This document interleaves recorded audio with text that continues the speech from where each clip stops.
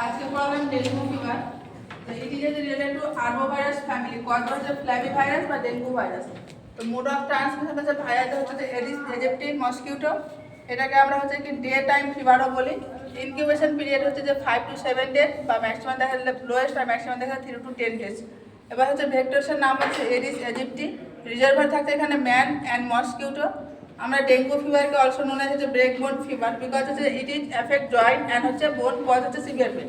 এটা কি করে যে জয়েন্টকে এফেক্ট করে, বোনকে এফেক্ট করে, এই জন্য কি হয় যে সিভিয়ার পেন করে, পেইন হয়, প্রচুর পরিমাণে ব্যথা করে।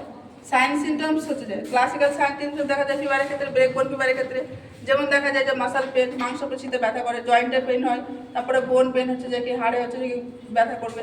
অ্যানোরেক্সিয়া দেখা যাবে পেশেন্টের ক্ষেত্রে, নাউজিয়া দেখা যাবে, বমি বমি ভাব আসছে না কিন্তু বমি হচ্ছে না, ভমিটিং দেখা যাবে, এই সমস্ত সাইন সিমটম কিন্তু দেখা যাবে। রেট্রো অরবিটাল পেন হচ্ছে চোখের পেছন দিকে ব্যথা করবে, উইকনেস দেখা যাবে পেশেন্টের ক্ষেত্রে, ফ্যাটিক দেখা যাবে। থ্রোম্বোসাইটোপেনি দেখাবে, এখানে কি হয় থ্রোম্বোসাইটোপেনি হচ্ছে প্লেটলেটের পরিমাণটা কমে যাবে। কত কমবে যে আমরা নর্মালি জানি 1.5 to 4.5 lakh per MM cube হচ্ছে যে কি নর্মাল প্লেটলেট কাউন্ট, তাহলে কি হবে 1.5 থেকে লাখ পার এমএম কিউব থেকে কমে যাবে। অ্যাবডোমিনাল হচ্ছে যে কি টেন্ডারনেস থাকবে এবং কলকি পেন দেখা যাবে পেশেন্টের ক্ষেত্রে। দেন হচ্ছে ডেঙ্গু হেমারেজিক ফিভার দেখা যায়। ডেঙ্গু হেমারেজিক ফিভার হচ্ছে যে কি দেখা যায় হেমারেজিক ম্যানিফেস্টেশন দেখা যায়। এখানে কি দেখা যায় পেশেন্টের ক্ষেত্রে যে হাই গ্রেড ফিভার দেখা যাবে উইথ সিভিয়ার হেডেক দেখা যাবে, প্রচণ্ড পেশেন্টটা কী করবে যে মাথা ব্যথা করবে। থ্রোম্বোসাইটোপেনি দেখা যাবে, এখানে থ্রোম্বোসাইটোপেনি কত হবে যে এখানে হচ্ছে যে কি যে প্লেটলেট কাউন্টটা আছে সেটা কি হচ্ছে 1 লাখ থেকে হচ্ছে যে কম হয়ে যাবে।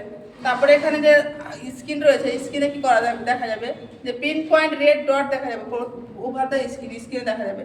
এর মানে কি দেখা যাবে যে ব্লিডিংয়ের টেন্ডেন্সি রয়েছে। এবং যদি ব্লিডিং হয় তাহলে মোস্ট কমনলি কোথায় দেখা যাবে যে ব্লিডিং মোস্ট কমনলি সিন হচ্ছে এপিস্ট্যাক্সিস, নোজ ব্লিডিং দেখা যাবে। আর কোথায় দেখা যাবে গ্যাস্ট্রো ইন্টেস্টাইনাল ব্লিডিং দেখা যাবে পেশেন্টের ক্ষেত্রে।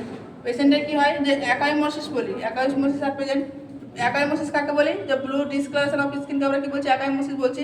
পেশেন্টের ক্ষেত্রে আর কি দেখা যাবে হেমাচুরিয়ে যাবে, হেমাচুরিয়ে দেখা যাবে, মানে হচ্ছে যে ইউরিনের সঙ্গে ব্লাড দেখা যাবে অ্যান্ড হচ্ছে গাম ব্লিডিং দেখা যাবে পেশেন্টের ক্ষেত্রে।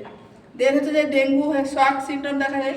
যে ডেঙ্গু ফিভার হচ্ছে পেশেন্টের শক সিমটম, এখানে পেশেন্টের ক্ষেত্রে কী কী দেখা যাবে ট্যাকিকার্ডিয়া যাবে, দেখা যাবে যে হার্ট রেট বাড়বে পেশেন্টের ক্ষেত্রে। কোল্ড হচ্ছে এক্সট্রিমিটি, হাত মাংস ঠান্ডা হয়ে যাবে। উইক পালস দেখা যাবে, লেথার্জি দেখা যাবে, পেশেন্টের রেস্টলেস নামে ছটফট করে পেশেন্ট।